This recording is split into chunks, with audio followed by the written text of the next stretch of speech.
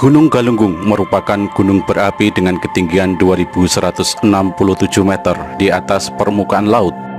Terletak sekitar 17 km dari pusat kota Tasikmalaya. Untuk mencapai bibir kawah Gunung Galunggung, dibangun sebuah tangga yang memiliki 620 anak tangga. Gunung ini memiliki dua puncak, yaitu Puncak Dinding Ari dan Puncak Behuti Canar. Kedua puncak tersebut dapat dijangkau dengan cara mendaki melalui jalur yang tersedia. Di wilayah ini terdapat beberapa daya tarik wisata yang ditawarkan, antara lain objek wisata dan daya tarik wana wisata, dengan areal seluas kurang lebih 120 hektar di bawah pengelolaan Perum Perhutani. Objek yang lainnya seluas kurang lebih 3 hektar berupa pemandian air panas lengkap dengan fasilitas kolam renang, kamar mandi, dan bak rendam air panas. Gunung Galunggung tercatat pernah meletus pada tahun 1822. Tanda-tanda awal letusan diketahui pada bulan Juli 1822, di mana air Cikunir menjadi keruh dan berlumpur.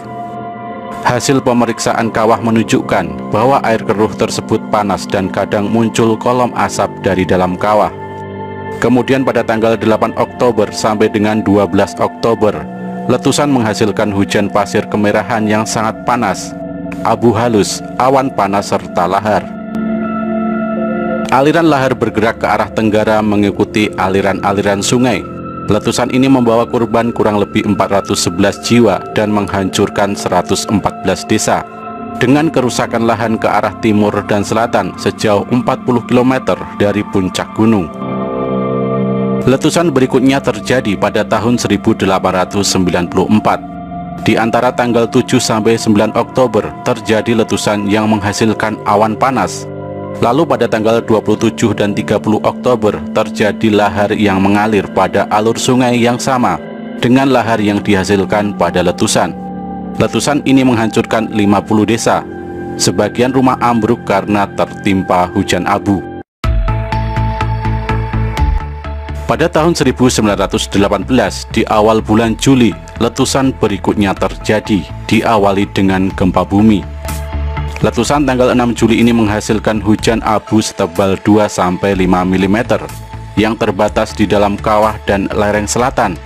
Dan pada tanggal 9 Juli tercatat pemunculan kubah lava di dalam danau kawah setinggi 85 meter dengan ukuran 560 x 440 meter yang kemudian dinamakan Gunung Jadi. Letusan terakhir terjadi pada tanggal 5 Mei tahun 1982, disertai suara dentuman, pijaran api, dan kilatan halilintar. Kegiatan letusan berlangsung selama 9 bulan dan berakhir pada 8 Januari tahun 1983. Selama periode letusan ini, sekitar 18 orang meninggal, sebagian besar karena sebab tidak langsung, yaitu kecelakaan lalu lintas, usia tua, kedinginan, dan kekurangan pangan. Perkiraan kerugian saat itu mencapai 1 miliar rupiah dan 20 desa ditinggal tanpa penghuni. Letusan pada periode ini juga telah menyebabkan berubahnya peta wilayah pada radius sekitar 20 km dari Kawah Galunggung, yaitu mencakup Kecamatan Indihiang, Kecamatan Sukaratau, dan Kecamatan Lewisari. Perubahan peta wilayah tersebut lebih banyak disebabkan oleh terputusnya jaringan jalan dan aliran sungai, serta areal perkampungan akibat melimpahnya aliran lava dingin berupa material batuan, kerikil, dan pasir.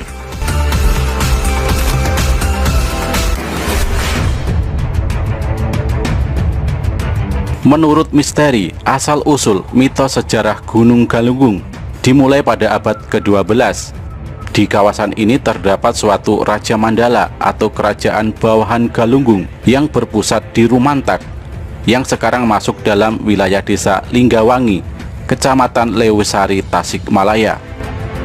Tempat sejarah Gunung Galunggung merupakan salah satu pusat spiritual kerajaan Sunda Prapajajaran, dengan tokoh pimpinannya Batari Hyang pada abad ke-12.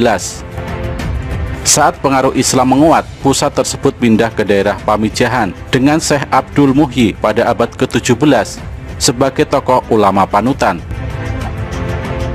Sumber prasasti Geger Hanjuang yang ditemukan di sana menyebutkan bahwa pada tahun 1033 Saka atau pada tahun 1111 Masehi, Batari Hyang membuat susuk atau parit pertahanan.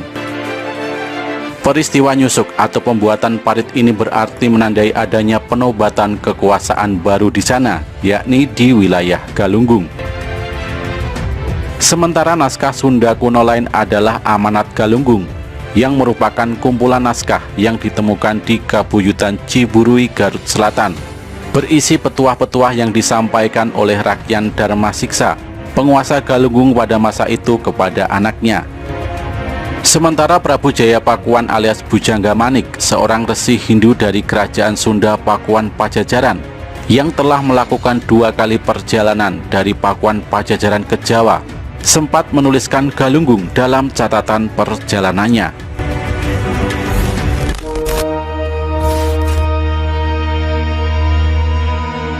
Tasikmalaya tak bisa dipisahkan dari Provinsi Jawa Barat. Kota bersejarah ini dijuluki sebagai Sang Mutiara dari Priangan Timur. Nama Tasikmalaya ada dalam administrasi Hindia Belanda pada tahun 1820. Kala itu nama tersebut digunakan distrik Tasikmalaya of Cicariang dengan wilayah sepanjang 37 pal. Diperkirakan nama Tasikmalaya pertama kali digunakan sekitar tahun 1816 sampai dengan 1820.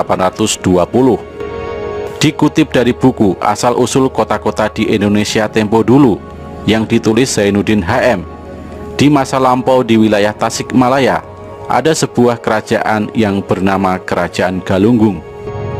Kerajaan tersebut berdiri pada 13 Badrapa tahun 1033 Saka atau pada tanggal 21 Agustus tahun 1111. Penguasa pertama adalah Batari Hyang.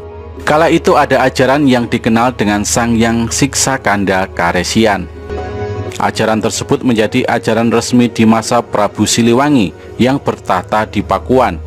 Kerajaan Galunggung bertahan hingga 6 kali pergantian raja, yang kesemuanya masih keturunan dari Batari Hyang.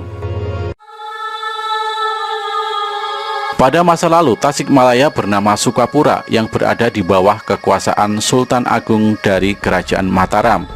Ada 2 versi terkait asal-usul nama Tasikmalaya. Versi pertama, Tasikmalaya berasal dari 2 kata bahasa Sunda, yakni keusik yang berarti pasir dan ngelayah yang berarti bertebaran. Sehingga secara garis besar, Tasikmalaya berarti pasir yang bertebaran. Versi ini terkait letusan Gunung Galunggung pada tahun 1822 yang berpengaruh besar pada Kabupaten Sukapura. Saat letusan terjadi, banyak pasir yang menyelimuti Sukapura, sehingga daerah tersebut disebut Keusik Ngelayah, yang kemudian dikenal dengan nama Tasikmalaya. Versi kedua menyebut Tasikmalaya berasal dari 2 kata, yakni Tasik dan Malaya. Tasik berarti laut, telaga atau air yang menggenangi wilayah. Sedangkan Malaya berarti jajaran gunung-gunung. Sehingga Tasikmalaya dapat dimaknai dengan gunung yang banyak, laksana air laut. Disebutkan letusan gunung yang menyebabkan terbentuknya jurang-jurang yang terjal dan membentuk sebuah formasi sepatu kuda ke arah timur Gunung Galunggung. Konon ada 3.647 bukit-bukit kecil di kawasan tersebut yang memperkuat ciri khas geografis Tasikmalaya. Sayangnya bukit-bukit kecil tersebut sudah tak ada lagi karena pembangunan. Yang tertinggal hanyalah nama bukit di tengah kota Tasikmalaya. Dari cerita tersebut banyak orang yang berpendapat jika nama Tasikmalaya ada setelah Gunung Galunggung meletus. Hal tersebut diperkuat dengan laporan residen Priangan di tahun 1816 yang tidak menyebut nama Tasikmalaya sebagai sebuah distrik. Sementara itu, setelah masa kerajaan Galunggung, ada periode kepemimpinan Sukakerta, cikal bakal Sukapura yang menjadi Tasikmalaya. Sukakerta berpusat di daerah Salopa, yakni daerah yang merdeka dari pengaruh kekuasaan manapun. Sukakerta merupakan salah satu daerah bawahan dari Kerajaan Sunda Pajajaran yang berpusat di Pakuan. Penguasa pertama Sukakerta adalah Sri Gading Antek. Masa hidup Sri Gading Antek diperkirakan sejaman dengan Prabu Siliwangi atau Sri Baduga Maharaja, yaitu sekitar akhir abad ke-15 sampai awal abad ke-16. Sementara dalam Sukakerta yang bernama Brajayuda adalah penerus tahta Sukakerta yang hidupnya diperkirakan sejaman dengan Prabu Surawisesa sebagai penerus tahta kerajaan Pajajaran sepeninggal Prabu Siliwangi. Tasikmalaya mencatat beberapa sejarah di masa penjajahan. Salah satunya perjuangan melawan Jepang yang dipimpin oleh Kiai Haji Zainal Mustafa di Singaparna. Tasikmalaya juga mencatat sejarah penerbangan pertama dengan pesawat terbang yang menggunakan bendera merah putih dari Pangkalan Udara Ciberem. Penerbangan tersebut dilakukan oleh pilot Adi Sucipto dan Basir Surya. Selain itu, Kongres pertama Koperasi Indonesia juga dilakukan di Tasikmalaya yang melahirkan Hari Koperasi pada tanggal 12 Juli, serta lahirnya konsep pertahanan keamanan rakyat semesta atau HAM Kamrata. Saat ini Tasikmalaya terkenal dengan berbagai kerajinan seperti bordir, payung gelis yang menjadi ikon Jawa Barat, kelom gelis sandal tradisional hingga batik Tasikmalaya. Tidak hanya itu, Tasikmalaya juga dikenal dengan panorama alam yang indah seperti Situ Gede, Gunung Galunggung, Cipatujah, dan objek wisata lainnya.